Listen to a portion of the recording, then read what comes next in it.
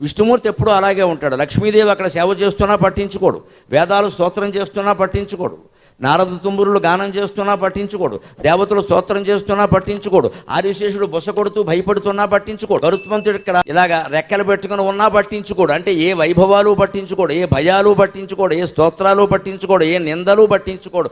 కేవలం తానీక్షించు బ్రహ్మంబునే నాభికమలంలో ఉండే బ్రహ్మదేవుడికి చూస్తూ ఉంటాడు. బ్రహ్మదేవుడు అంటే అక్కడ పరబ్రహ్మ, ఆత్మనిష్టలో ఉంటాడు శ్రీ మహావిష్ణువు. అందుకే అంత వైభవంగా ఉన్నవాడు. ఆ ఆత్మనిష్ట ఉన్నవాడిని లక్ష్మీదేవి వరిస్తుంది. ధర సింహాసనమై నభంబు గొడుగై తద్దేవతల్ భృత్యులై పరమమ్నాయములెల్ల వందిగణమై బ్రహ్మాండమాకారమై సిరి భార్యామణియై విరించి కొడుకై శ్రీగంగ సత్పుత్రియై వరుసన్ నీ ఘనరాజసంబు నిజమై వర్ధిల్లు నారాయణ.